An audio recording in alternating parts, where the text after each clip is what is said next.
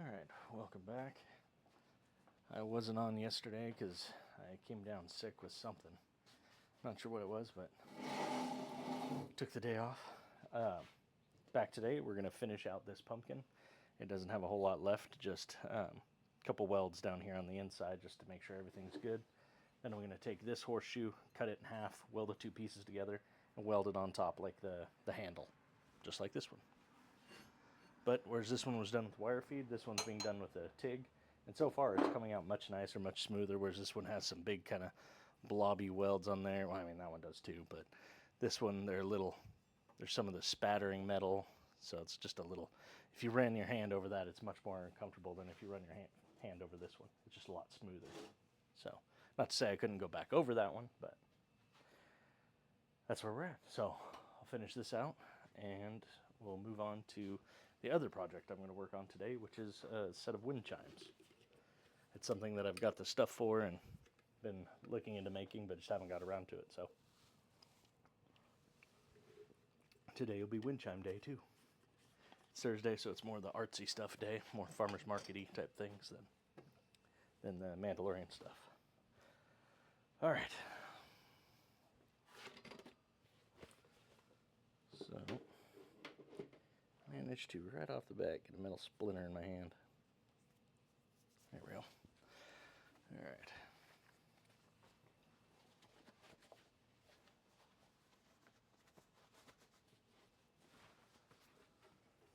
Turn our welder on, gas on.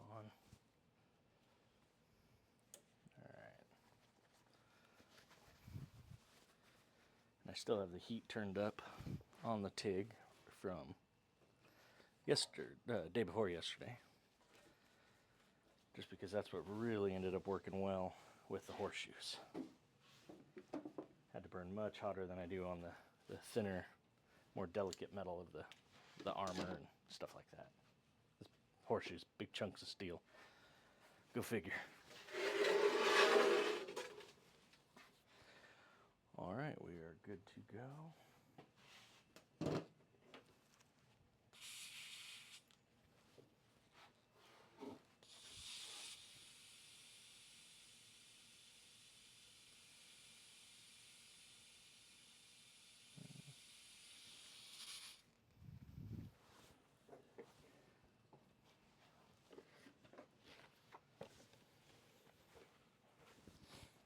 Okay.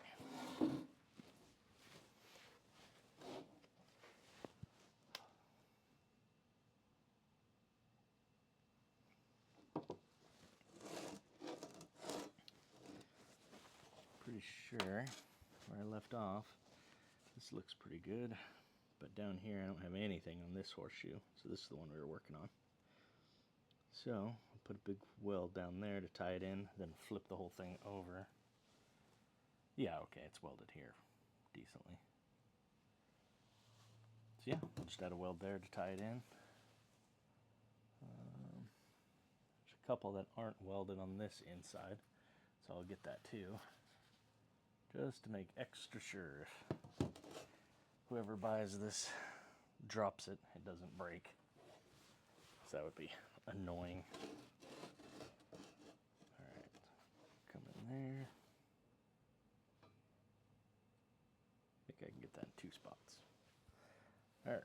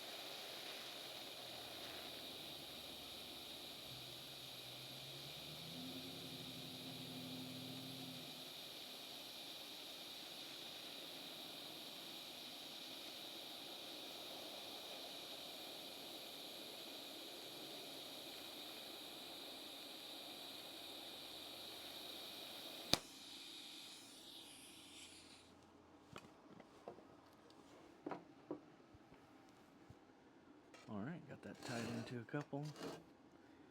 While I'm here, I'm just going to tie them all together. Just a couple more welds. Not a big deal.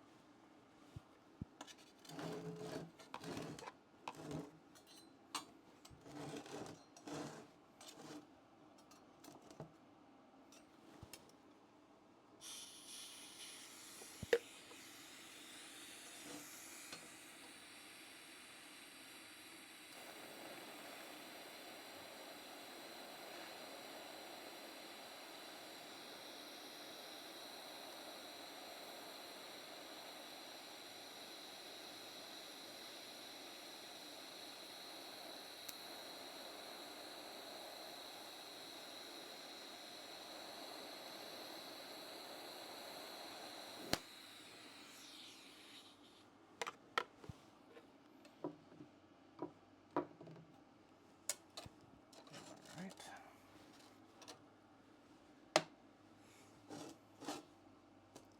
Got that all tied together. These ones up here are tied in. These up here are tied in pretty well. I'll just tie these bottom ones in. Just little welds all the way around.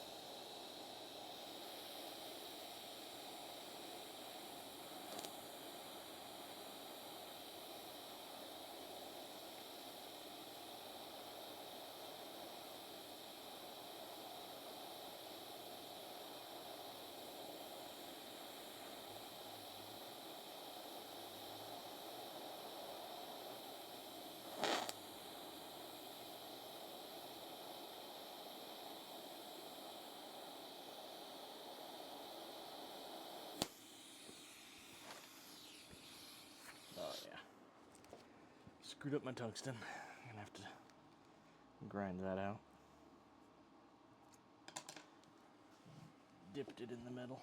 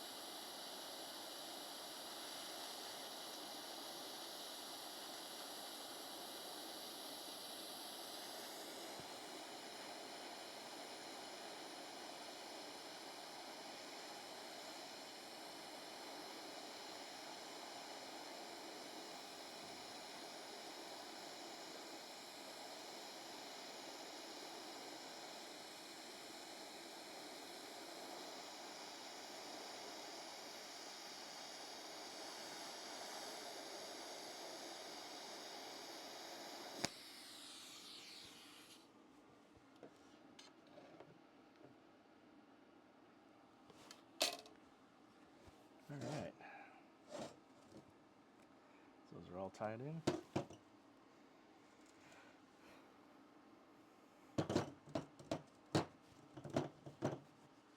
There we go. That'll be the top. Okay, I do want to fill in some of the open areas up here to really give like a solid footing there for this to go onto, so it's on a solid flat surface. I just think it'll look better, it'll go together a little bit better. And yeah, that's basically it. So I'm doing it.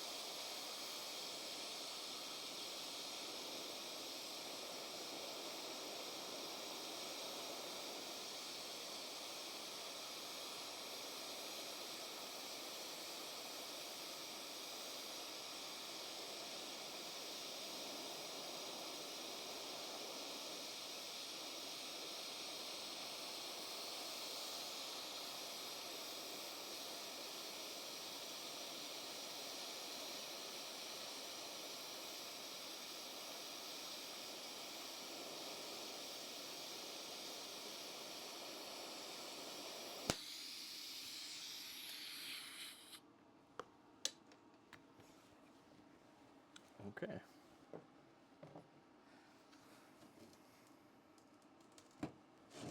Looks pretty solid.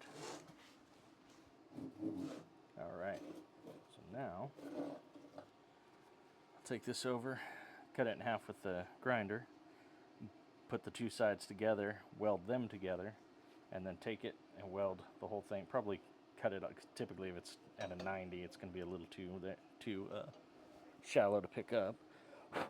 So I'll grind it back a little bit, get it positioned where I want it, and be good to go. All right.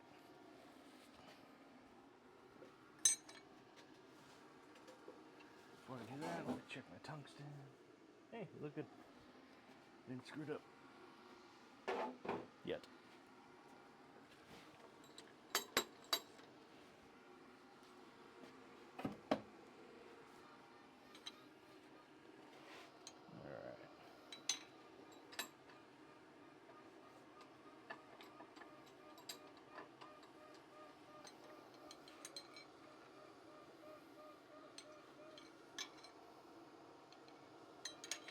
Straight up and down.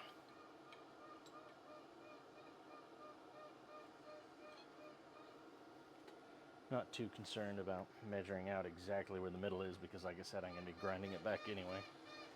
So I just knock it in half, line the fronts together, and then grind it smooth on the back side at the angle that I want.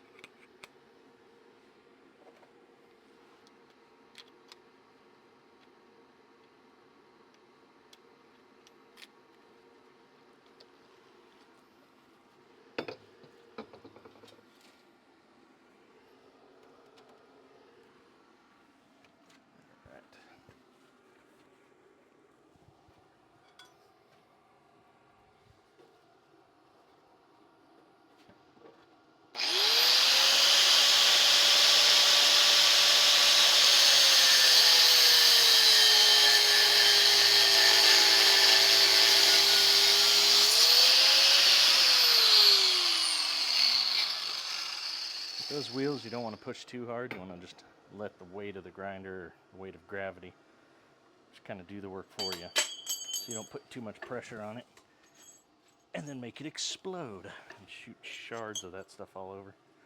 All right, now I have it cut in half. I'll line these up. They sit fairly flat.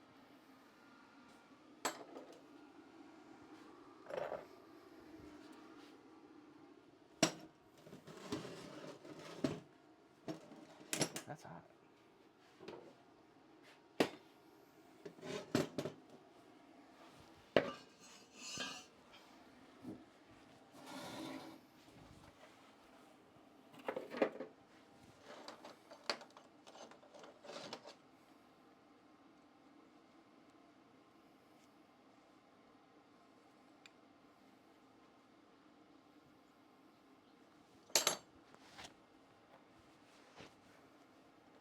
Okay, I'll get these lined up, clamp them in place, throw a couple tack welds in there, and then weld it out.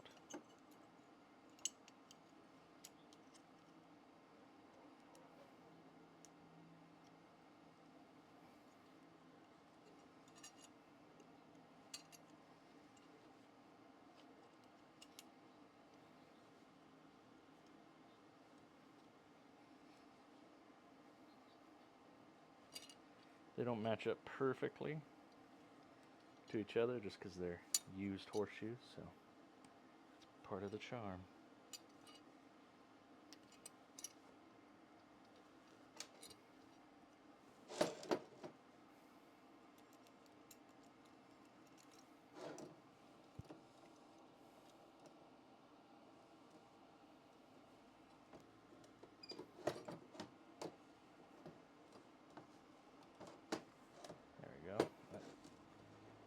Close that gap up a bit.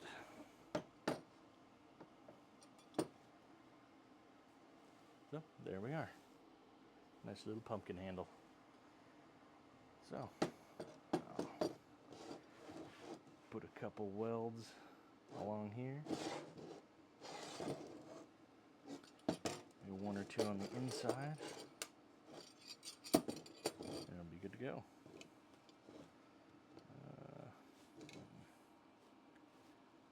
Oh, that's really hot.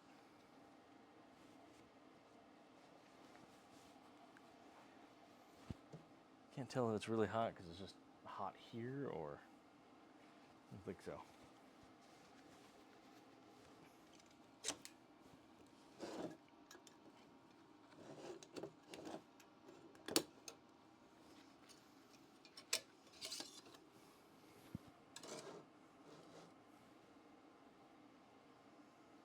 Okay.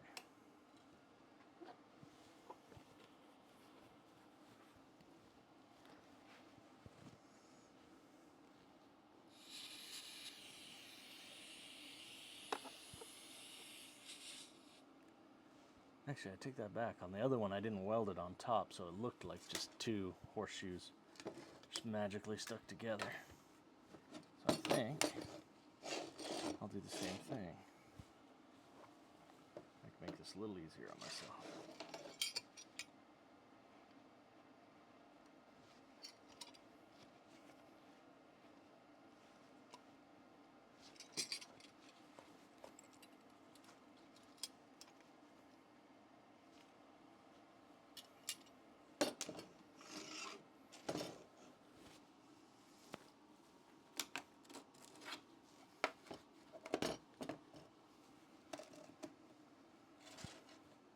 There we go. And I'll just do a couple welds along the inside here. Trying to make them kind of low profile, so you can't really see them from the outside unless you look underneath. But if you're looking that closely at this, you're going to see way worse stuff. And this should be fine now on the table. So we have our piece touching. But I'll tell you in a minute.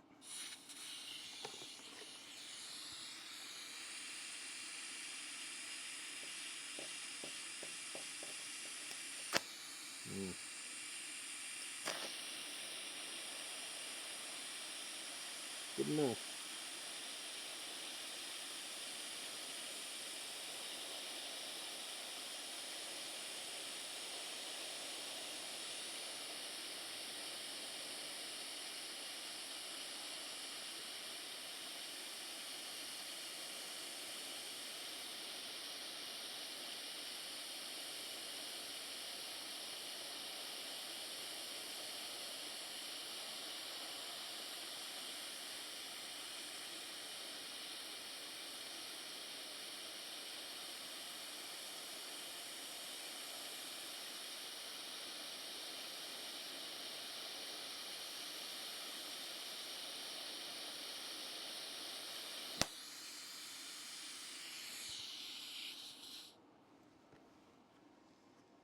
Yeah, okay.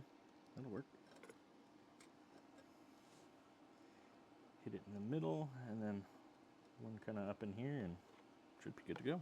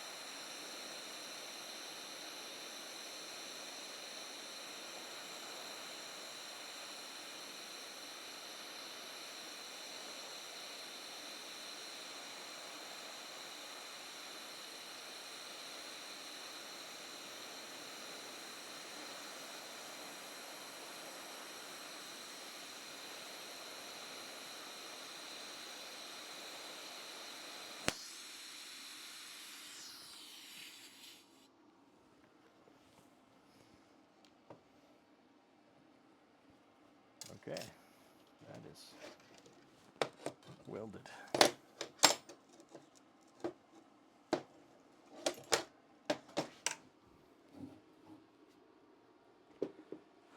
So now we'll take this over to the grinder. We'll grind them even on the back, and then we'll get the angle that we want.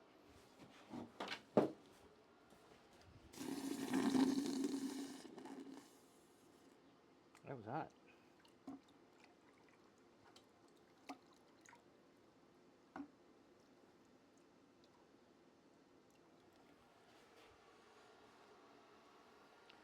Kind of still don't want to touch that.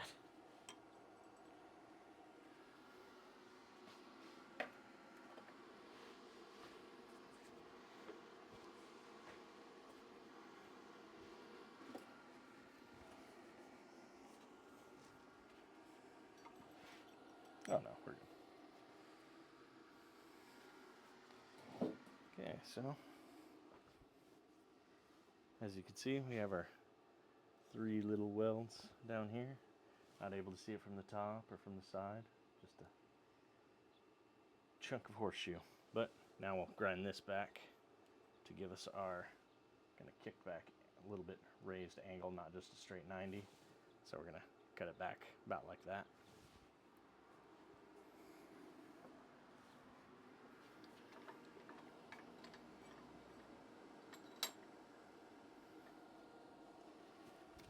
Even the sides up a bit.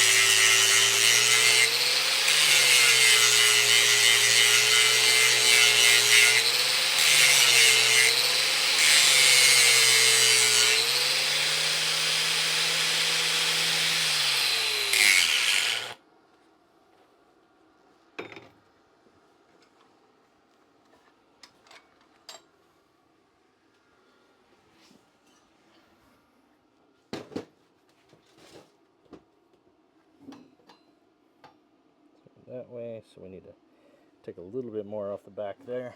That should bring our angle down.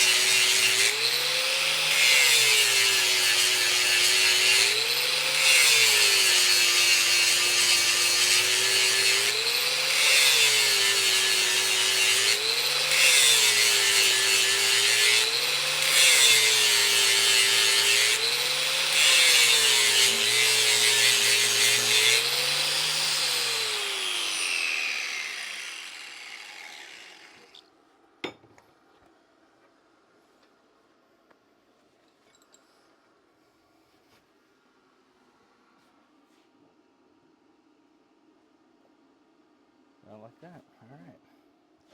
So it'll sit about like that.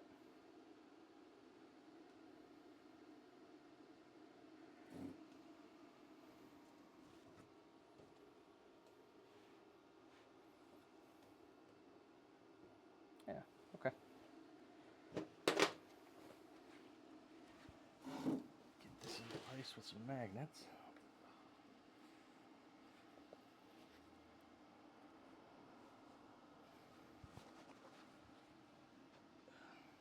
Need to hydrate.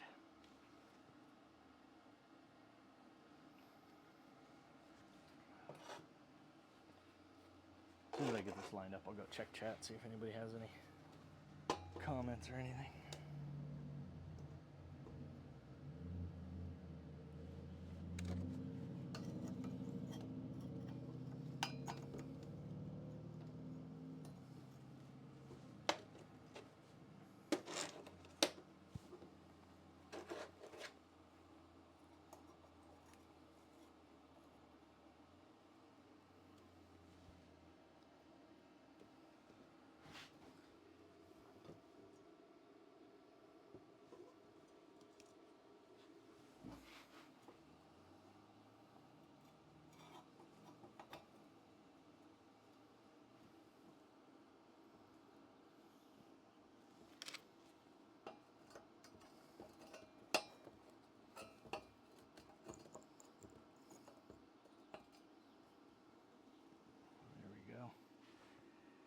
Here, precariously placed between two magnets.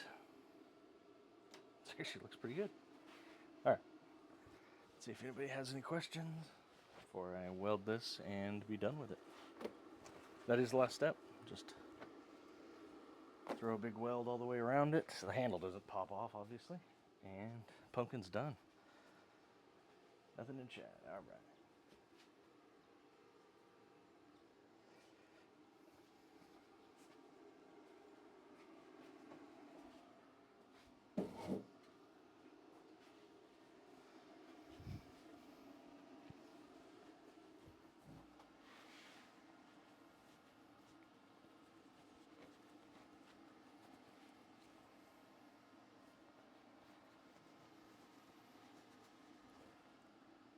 So, coming as close as I can. Put a weld in there. Just a tack to hold it in place.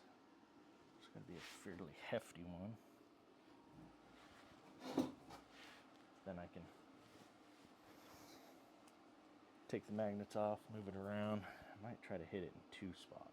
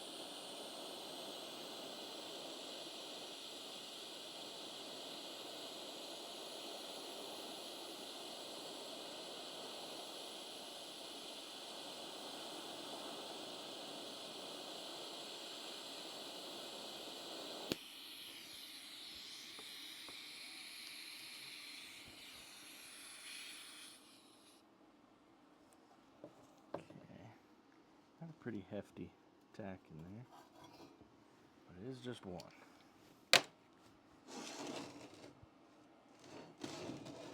Alright, looks good. I'll throw another one on this side, then I'll hit opposite sides, then I should be able to just weld all the way around it.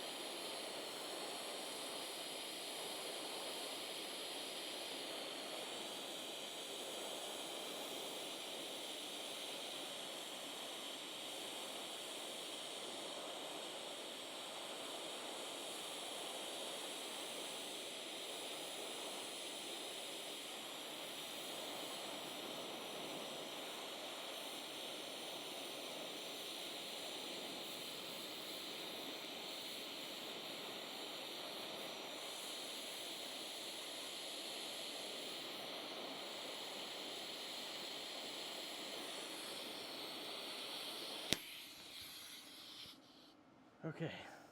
Whew. Used up my rod there. Got a pretty big bead all the way around. Now I just want to really tie that bead into all the different sides. But I have the material now. Now I just want to manipulate the material.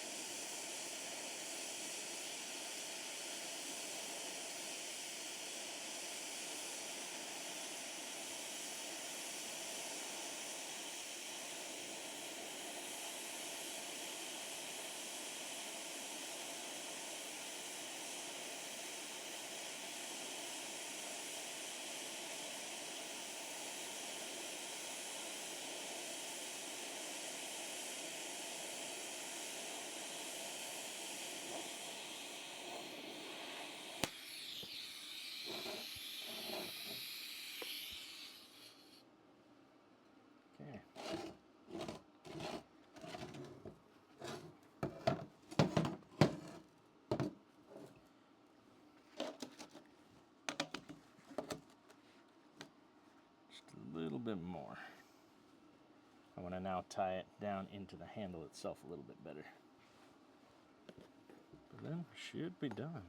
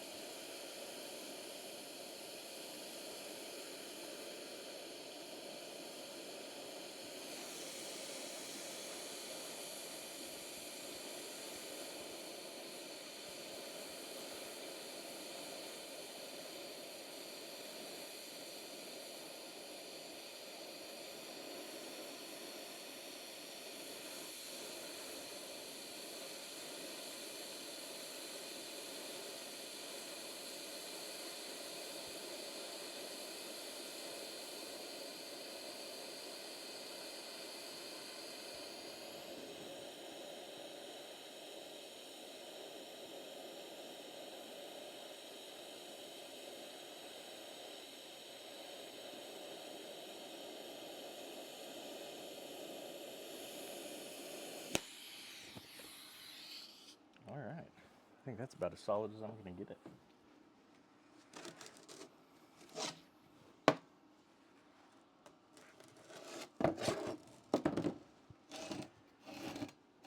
Okay. That's already. It's also really hot. The whole thing. Because, you know, metal conducts. Okay. So that's done. I'm going to put that over here to cool because I don't think it'll fit in my quench bucket.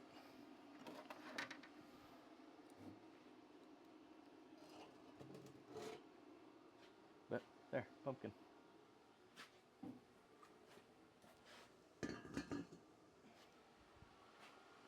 All right, so that makes 2 pumpkins that I have now. I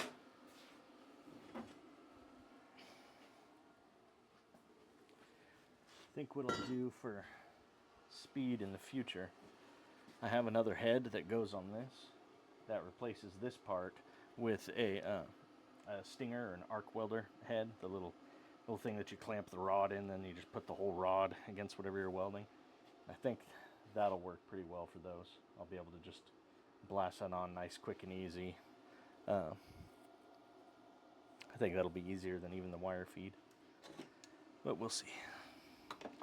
So for now, though, that's probably hot. For now, though, I'm going to work on the wind chimes.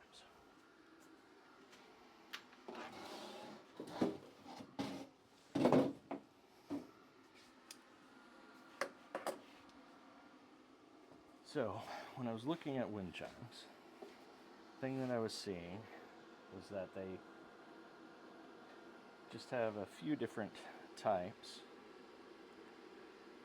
There's the standard one that you think of when you think of a wind chime, with just a bunch of pipes in a circle. And then in that circle is just like a little clacker, I guess, that sits in between the pipes, that bounces around between them, and that makes your sound. Then there's a string that comes down, and there's a big fan which catches the wind to move that thing around in the middle. So, here it is. So, looking at my notes, I took some notes. I went by a couple like garden supply places, like big nurseries and that had a bunch of this yard art. Took some pictures, took some notes. Let's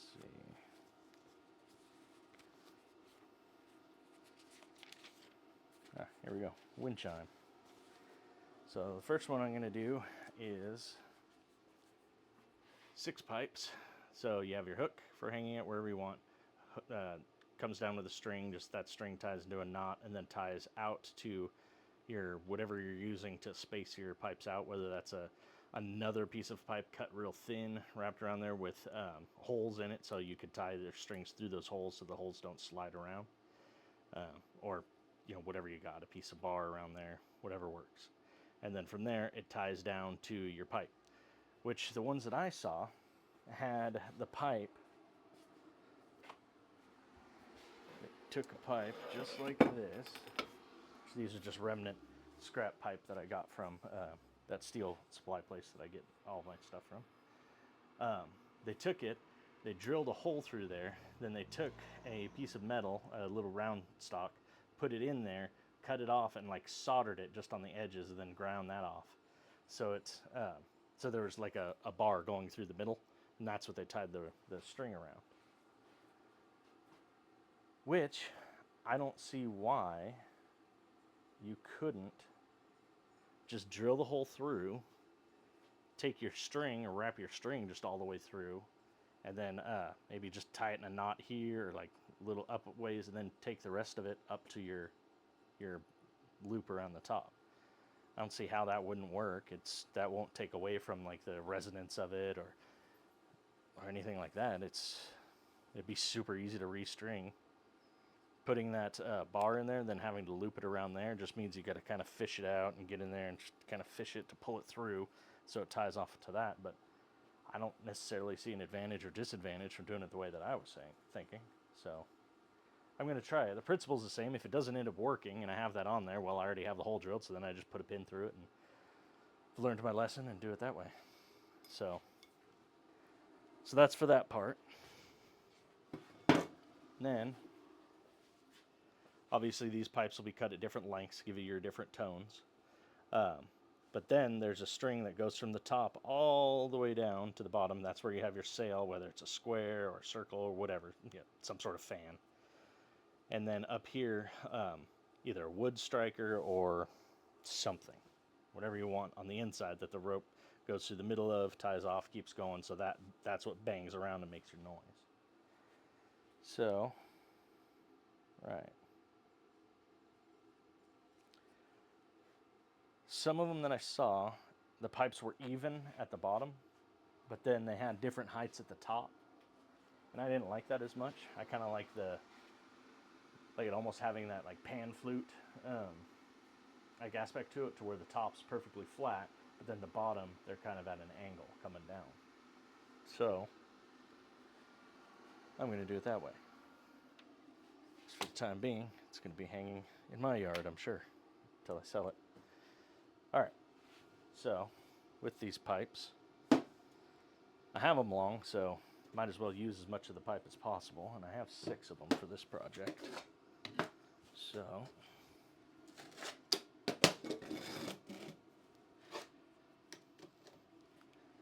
I also noticed that all of these have a factory cut bevel, and then just like a cutoff wheel on one side. So one side's kind of a sharp, rough edge, not exactly 90, and the other side is 90 and slightly beveled, just which means they took, instead of it being a sharp edge like that, they just kind of took the end off all the way around. So, which makes it not sharp. That side is sharp. So if I line all these up,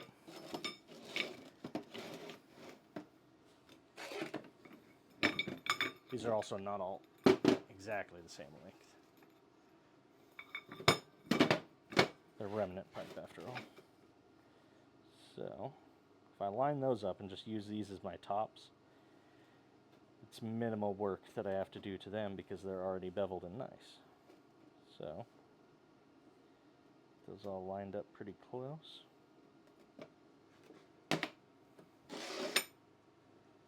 All right.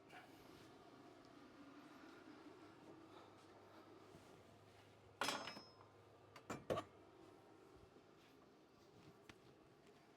what do we got?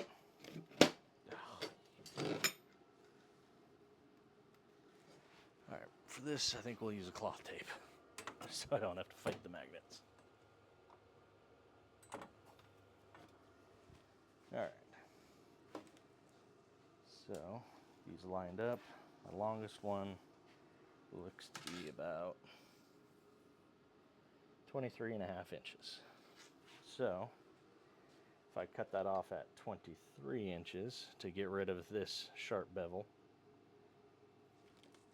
In fact, why don't I order them? This will be longest.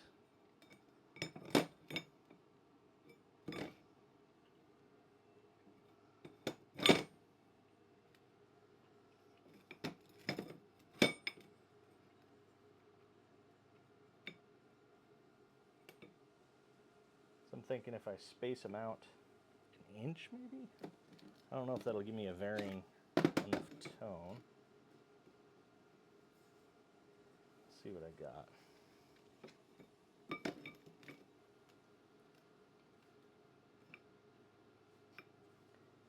I don't really know like all the engineering or musicalness that goes into making a wind chime. But I do know metal well enough. Okay. So 23.5 should be this one here. Yeah, 23.5. So if I were to go cut this off at 23, then the next one at 22, it's not much of a change. If I cut off 3 inches, it'd jump down to 21, and 19, 17, 15, and 13. That one's pretty short. But that should give me a bunch of different tones, right? Is that what I'm looking for? Yep, either way, let me chop this one off at 23. See how that goes.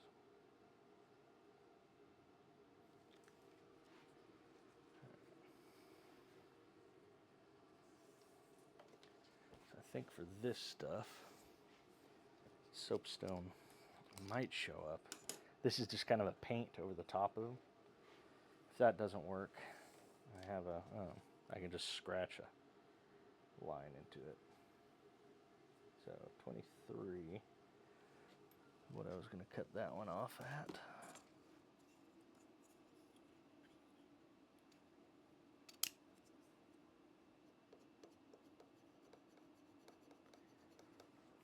Okay.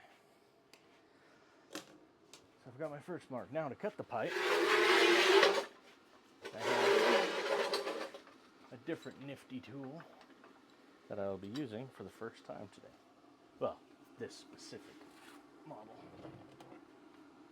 It is this. It is a pipe cutter. When I worked at a nuclear power plant, I was helping build scaffolding for carpenters to get up and work on stuff inside. Well, for carpenters to build the scaffolding. So other people, like engineers and that, could get in there and work. Every now and then I had to cut off big chunks of pipe for the scaffolding, and we used one of these to do it. And it worked surprisingly well. So the way it works is this here's a blade. It's nice hardened steel blade. These rollers down here are just that. They're just there to roll this blade around. So you take your pipe and pull that one out. Take your pipe, you slide it in here, and then with your pipe inside there, you take this end and you tighten it. You can see that's starting to raise up, and then you tighten it. As soon as it's nice and tight, you give it one more little twist, and then you rotate the whole thing around. Then another twist, rotate it around. Then another twist, rotate it around, and that cuts the pipe surprisingly easily, well, and a really nice clean cut. When I was looking at a lot of the other wind chimes, this is absolutely what they used. As you can see, all their bevels are exactly the same. All the bevels are pretty sharp, like sharp angled like this. And the bevel's only on one side. This only cuts the bevel into one side, not obviously the inside too, which is just fine for what I'm doing here. So, 100% this is what they used. So it is what I'm going to use. I already lose my mark. Oh, man, just barely.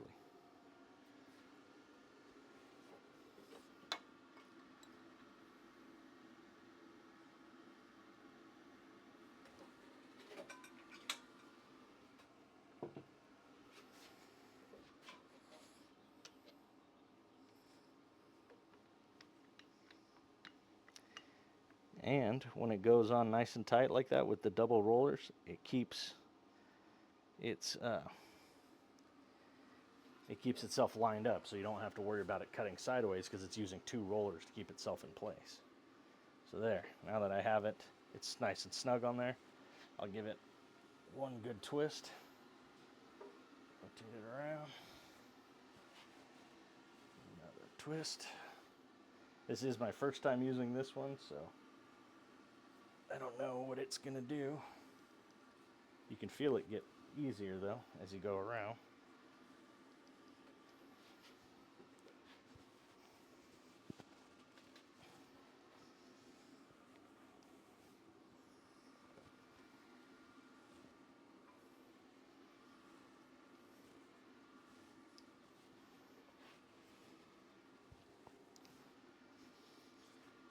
Around and around we go. Until this thing snaps off, swings down and hits me in the shin.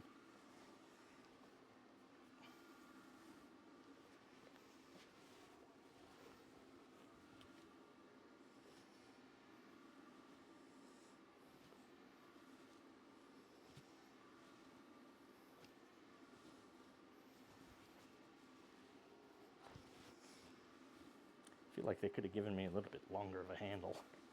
Really get some torque on it.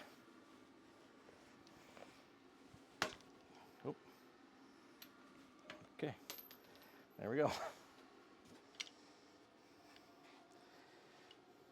Yeah, I think the blade's holding up fine. That'll be the real difference. Okay. So, see there how it cut our pipe pretty perfect. I mean, there's a little bit of burr there on that edge, but nothing a little sandpaper or file can't handle in just a few seconds. So, all right, now I have one pipe cut at 23, or close to it. 23, so then this one should be And again, another metal splinter in my finger. All right, so 23. So we're gonna go. Let's do 21 and a half. Let's go down by an inch and a half each time. So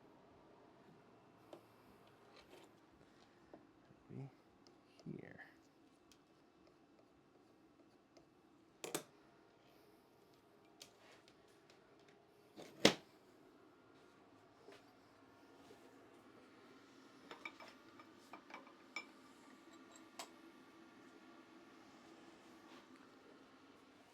This is kind of a neat tool, though. I got this one off of Amazon for not a lot of money, so we will see how long it lasts. But you just line it up on your mark with your blade.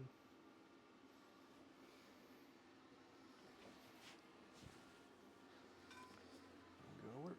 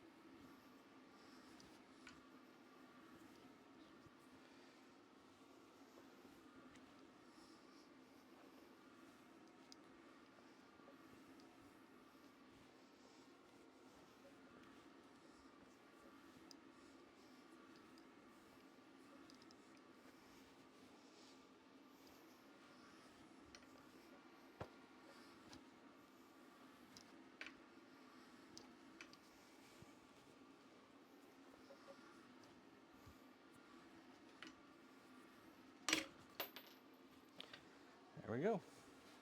So now we have that one.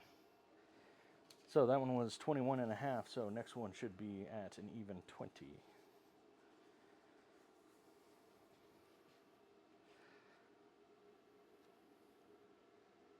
So 20 right to there.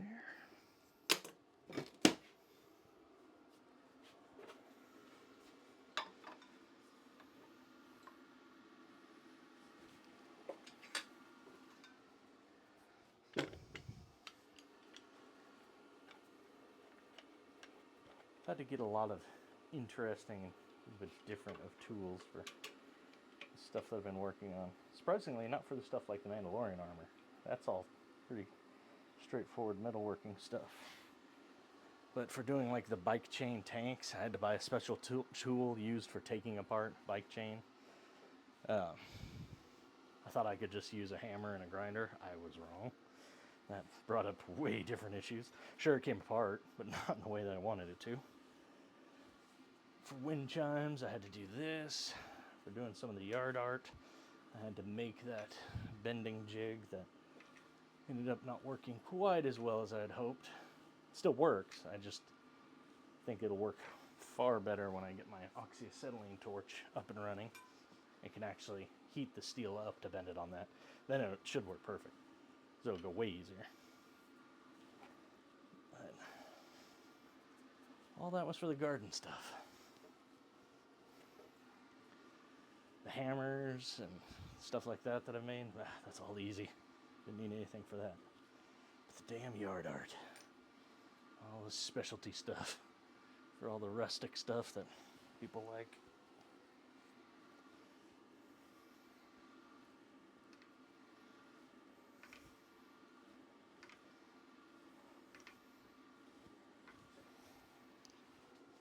As soon as I get my garage rewired for 220, I should be able to get a plasma cutter and I think a couple air tools.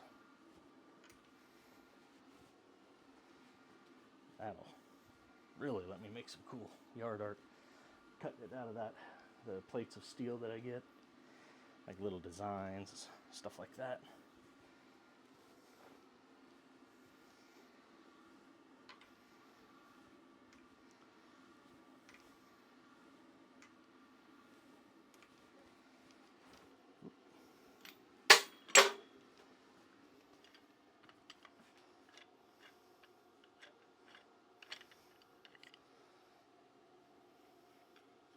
Blade's holding in there. I don't see any chips or anything.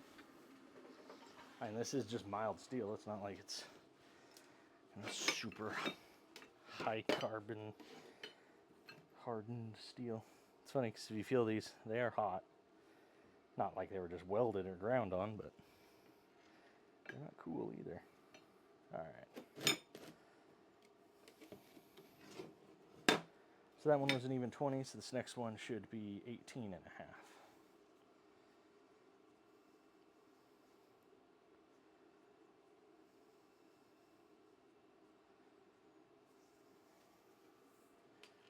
So 18 and a half.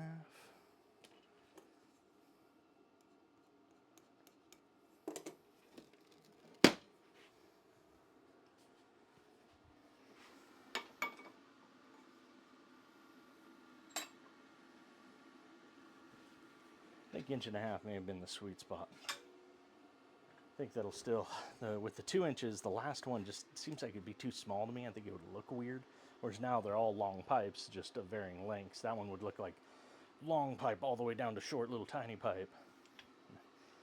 I didn't see any wind chimes that really looked like that. Not to say that I can't make my own, but just what I saw. All right.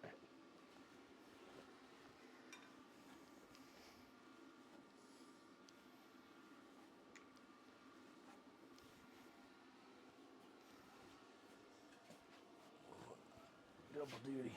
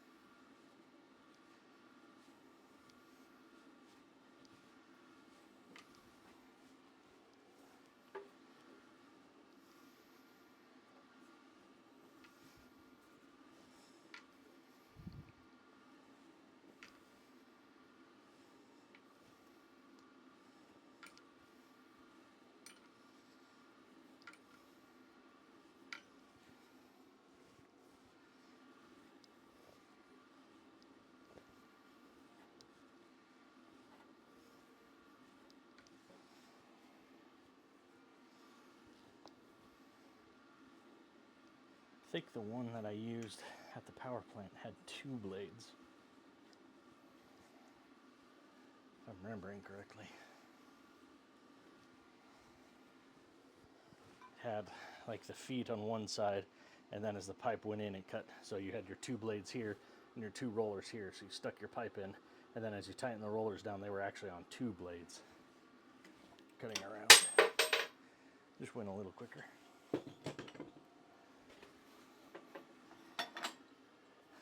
This is a private operation here, so we can only afford 1 blade. All right. There we go. So what was that one? 18 and a half? Yep, 18 and a half. So next I'll go with, that's 17? No. Yes, 17.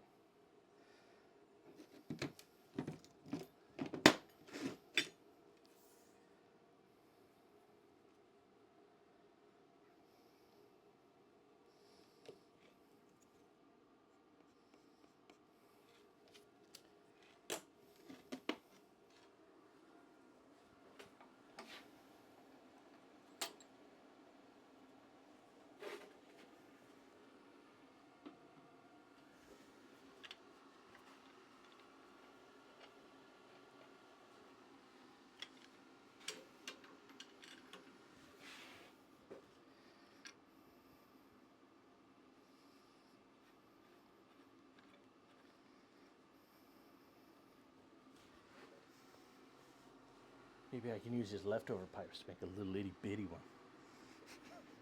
Hell, it's supposed to be the same size around, it'd just be super stubby.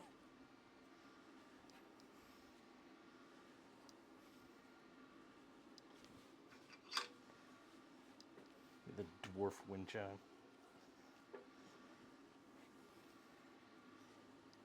Have the sail on the bottom be a little beard.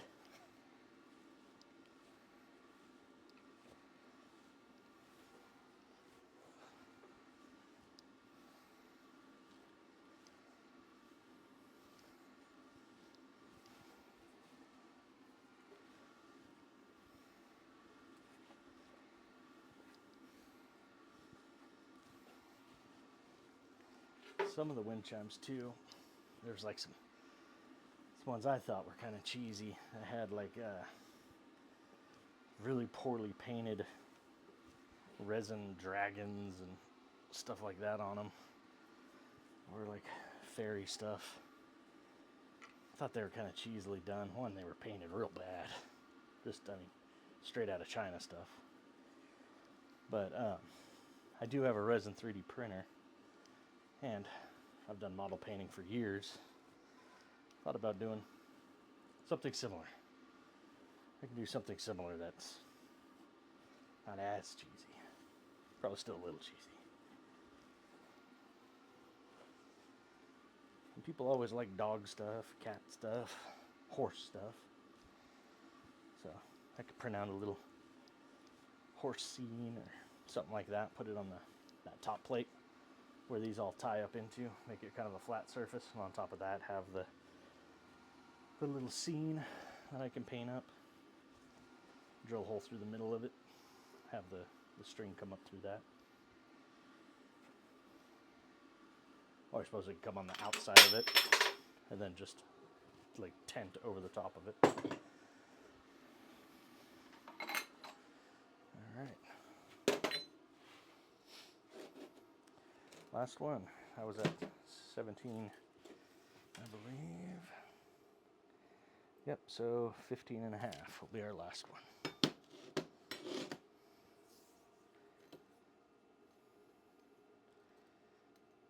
15 and a half. All right.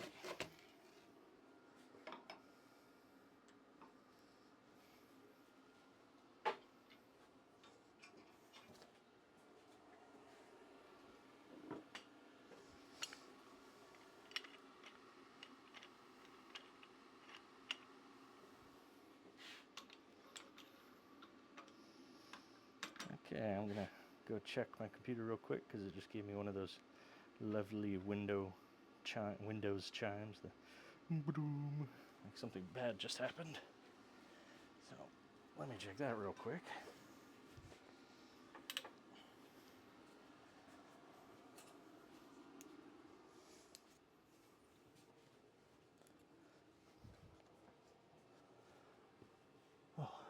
Oh, hello, first time chatter.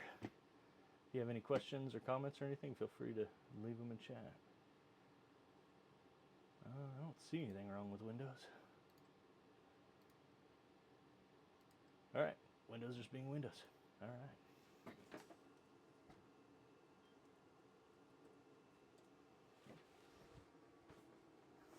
Alright. Back to cutting pipe.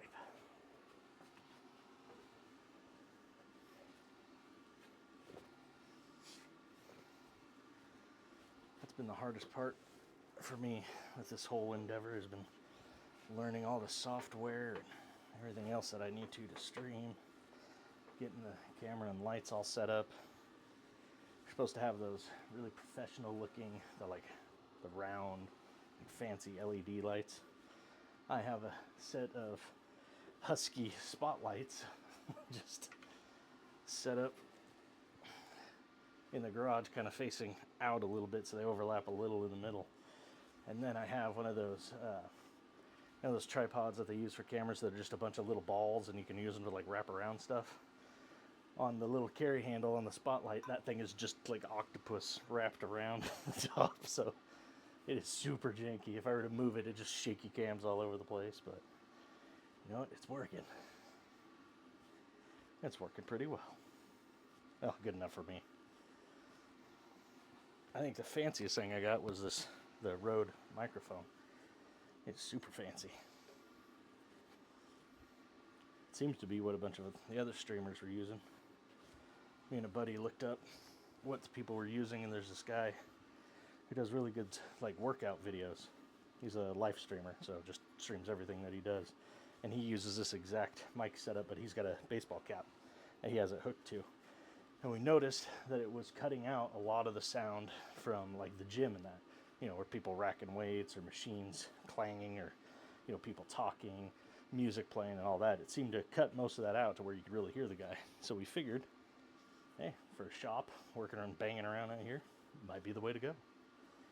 He didn't have a lapel mic, he just has this attached to his hat. When I first started streaming, I actually had a little lapel mic that wrapped around. So I was afraid of keeping this up close for like all the grinding and welding and that.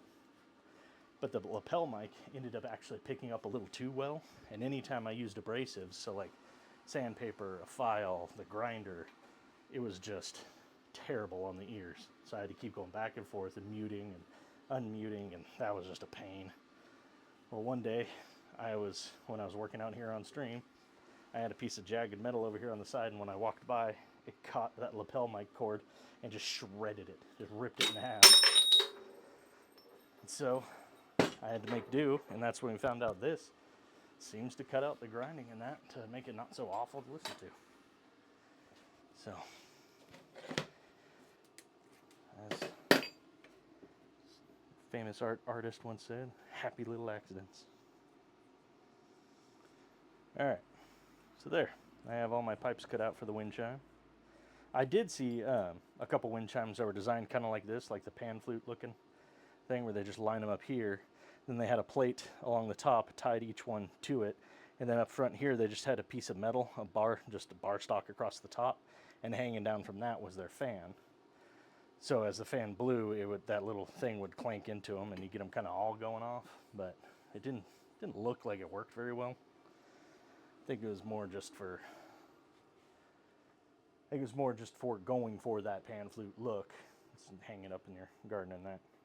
So the ones that actually have, you know, the circular ones for it to bang in there and make different noise at different times, I think those are really the ones that you can hear in people's gardens. So here we go. I can make a little stubby one.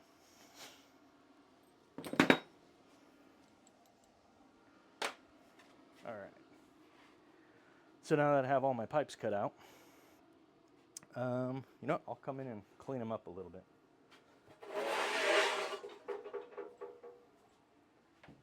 That sound might still be awful, I don't know.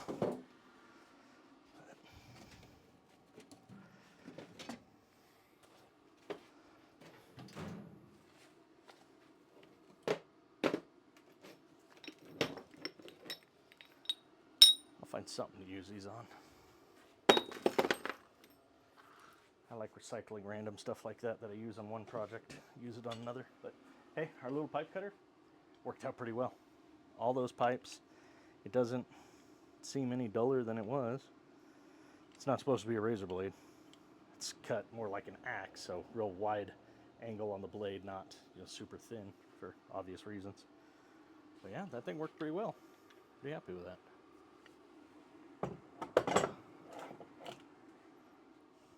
Oh, I have my buddy on comms now. He says hello.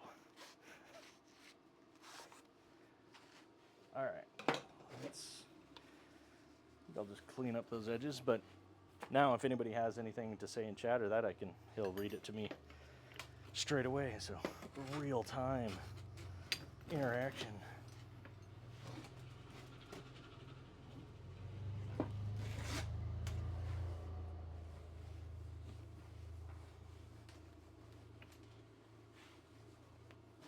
All right. It is a good day.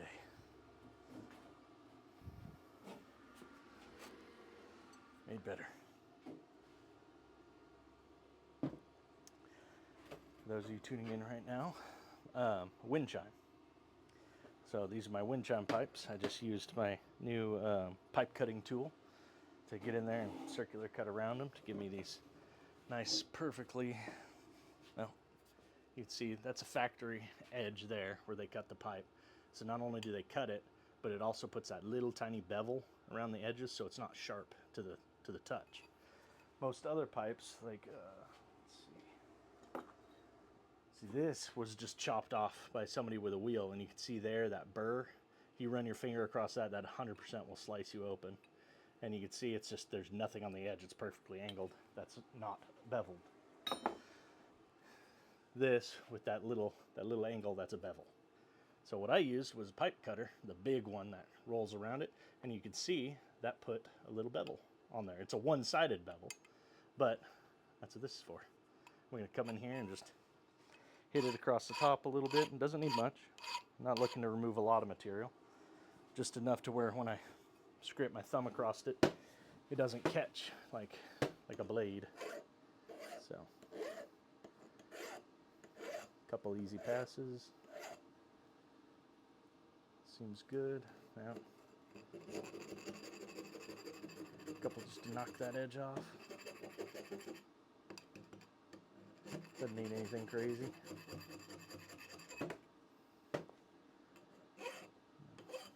One more. Alright. I think that should be good enough. I mean, people really gonna be jamming fingers in their wind chime? Oh. At that point, it might be their fault, but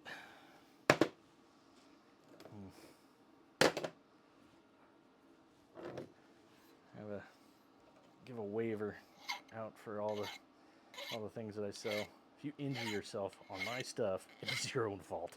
It's not mine. I did what I could. I can't prepare for everything.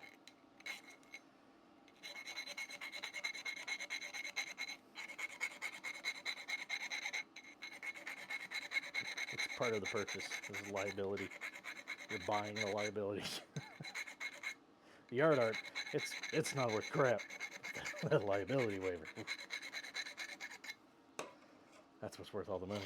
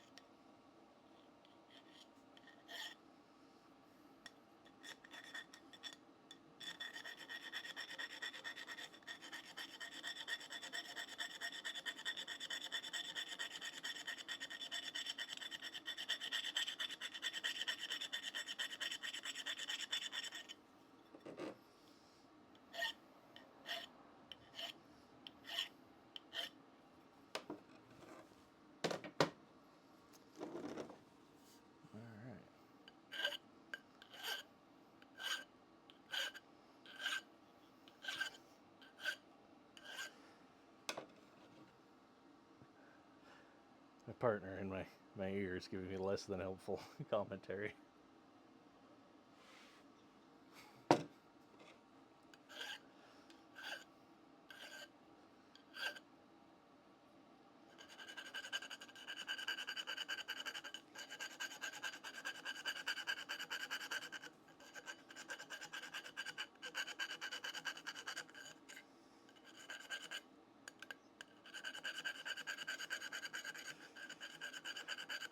Please don't.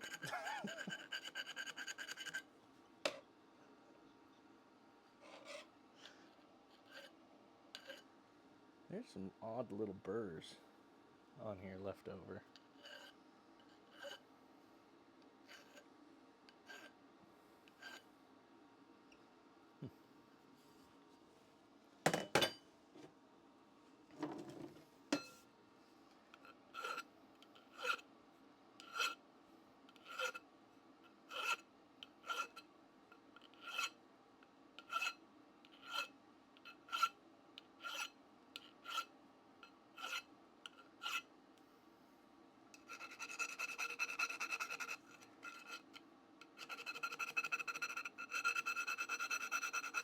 eventually one of the things I do need to, I don't know if I want to, but need to do is like YouTube video editing.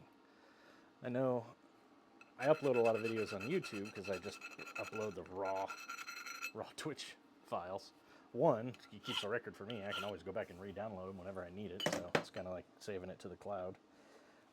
Two, if anybody misses a stream, they can just throw that on in the background and listen to me hammer and inanely talk and build stuff.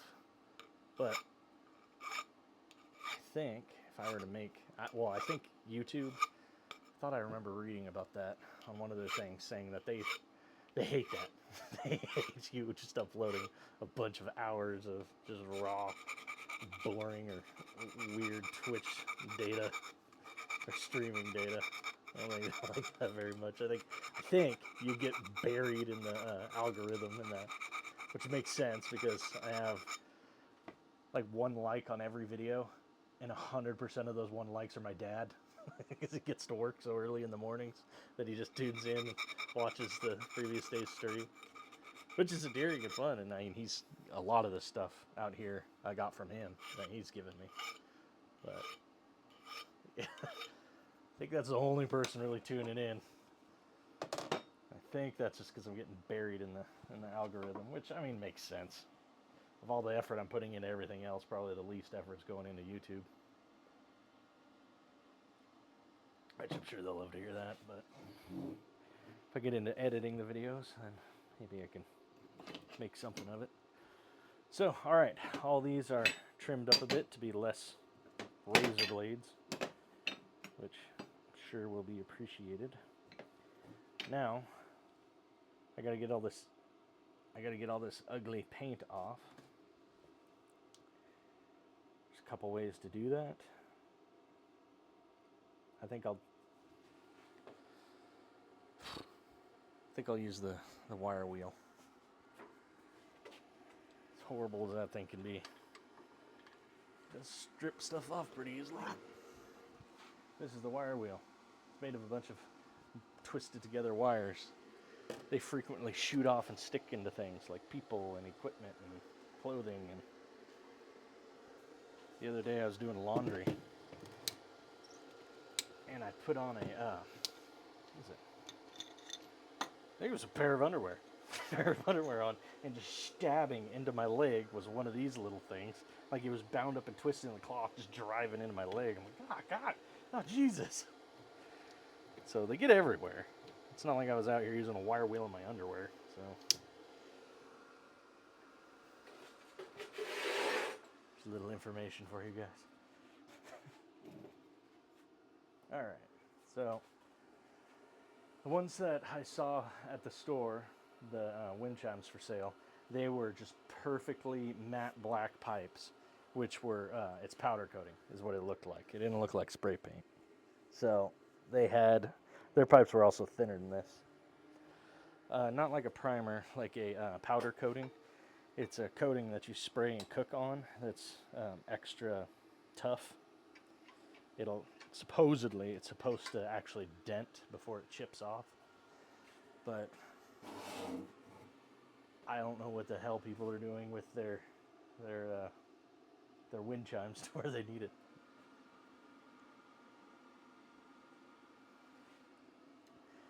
Powder coatings and paint and stuff like that are a very thin coating, so I don't think it would have any effect on any of the harmonics or resonance or whatever it's called for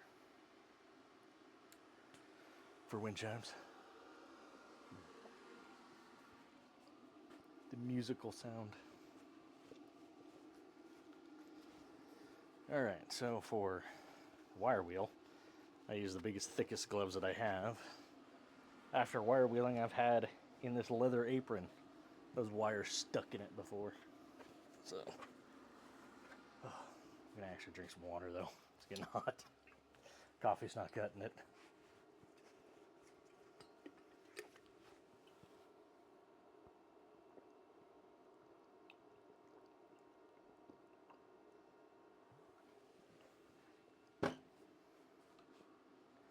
All right. So I'm gonna work real well not plugged in. Okay.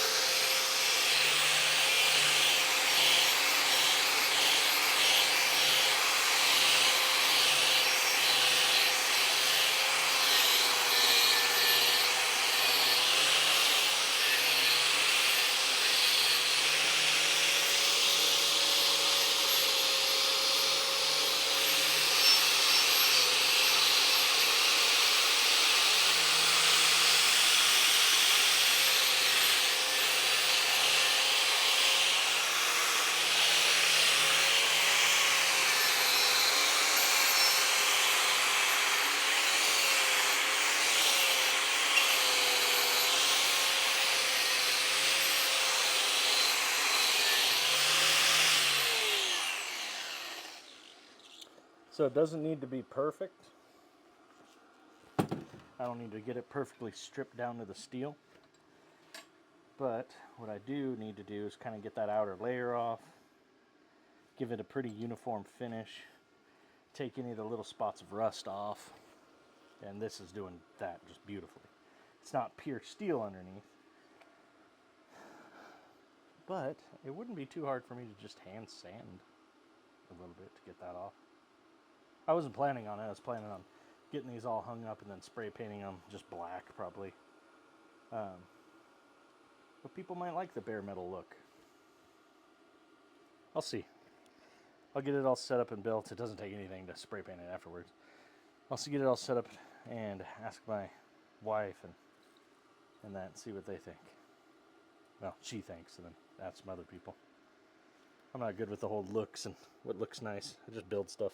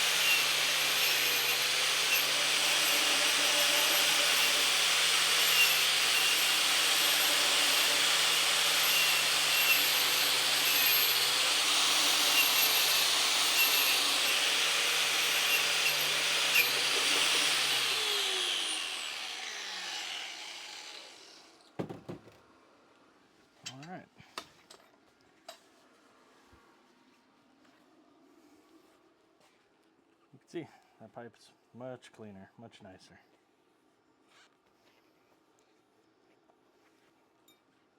And compare it to this. So, there we go. When working with a lot of like remnant pieces, typically you have to do a decent amount of cleanup with them.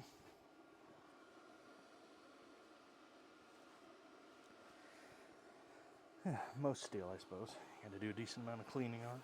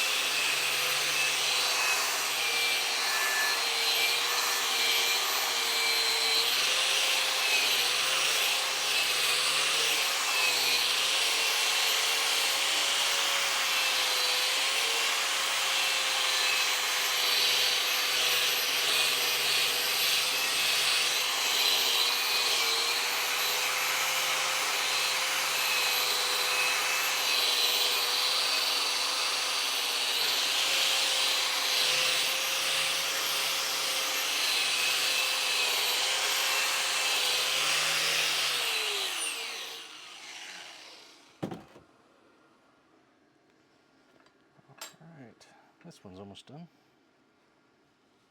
But you see, this is what's going to take up most of the time, just getting these things cleaned off. But looks way better.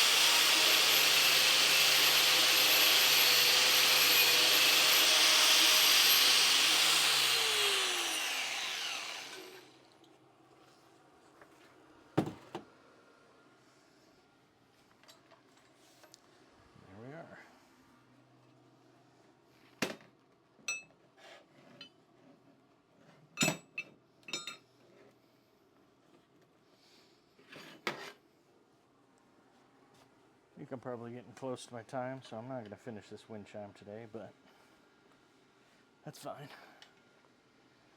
Made, I think, the most important progress, which that's deciding on the length, getting them cut out.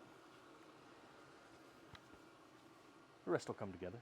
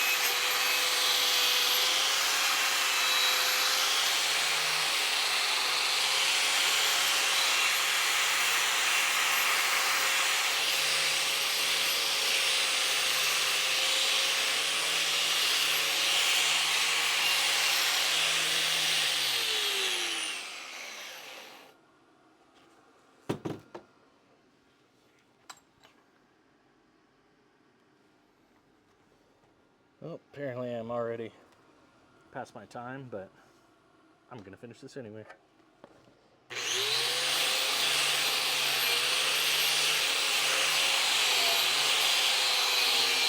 It won't take long.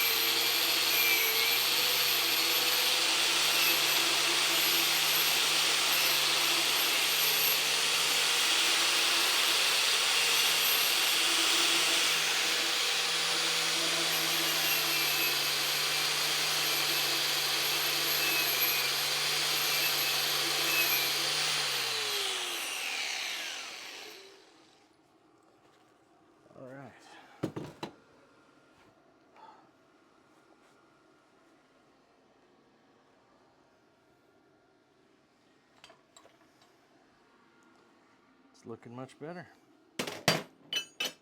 Alright, you can kind of see the differences in them. Here, hold them up. So, got these three. You can see they're kind of rough. And these three. Much nicer.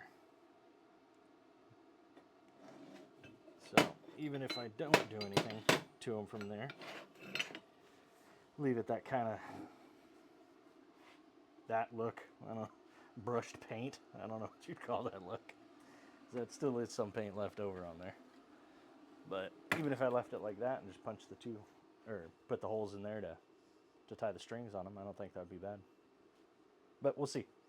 There's ways of removing that stuff and polishing it down to the steel that aren't too terrible. Like I'll just take some sandpaper and just sand it. Alright, that's all I got time for today.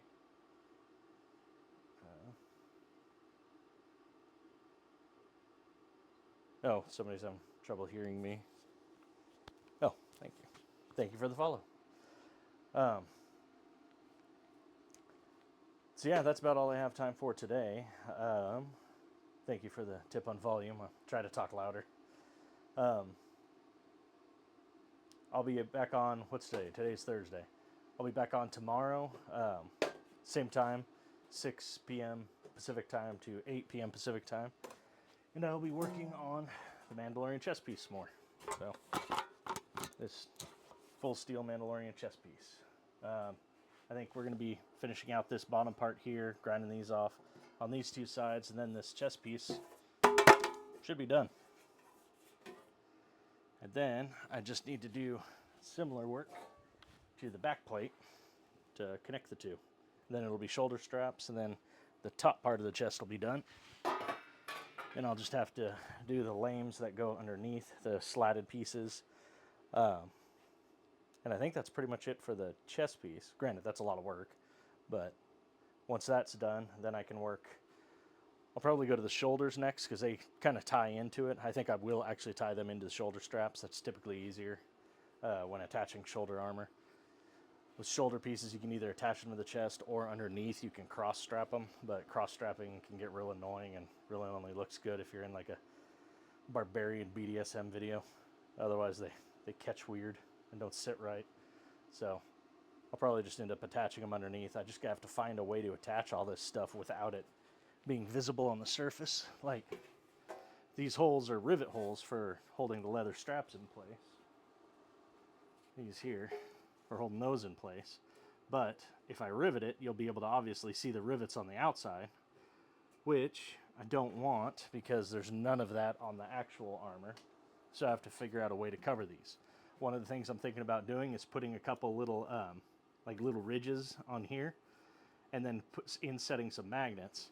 And when I have this on, a lot of the Mandalorian armor and that futuristic armor has just chunks of stuff on it in different locations.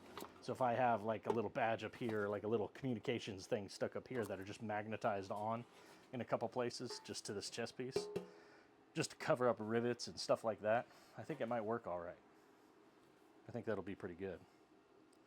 At least keep with the look. But anyway, that's all stuff for tomorrow. I'm already past my time. So I'll see you guys tomorrow. Thank you for watching. Thank you for the follows. And yeah, I'll see you guys later. Maybe it'll be cooler tomorrow.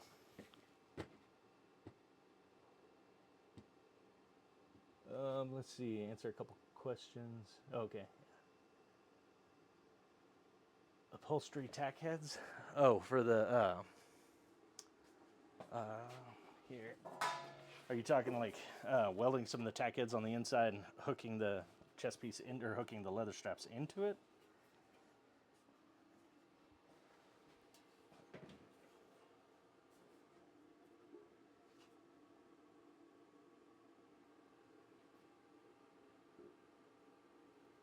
Oh, for the look outside.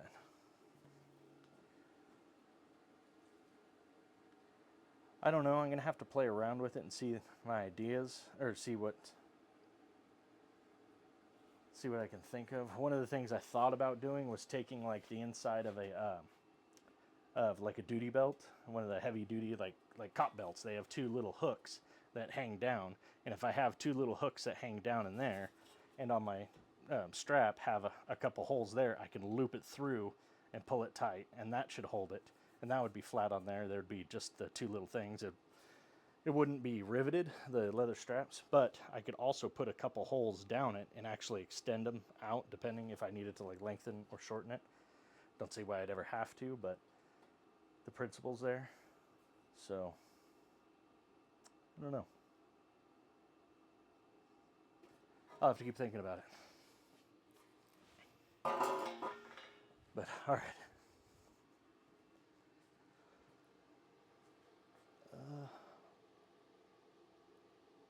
Oh, for hiding the rivets? You know what? I'm going to tonight, I'm going to look up upholstery tacks. I'm going to look those up and see how people are using them. See if that's going to solve my problem. I absolutely appreciate all advice in that, so I will look that up. But yeah, all right. I'll talk to you guys tomorrow. I'll talk to you guys later. Good night.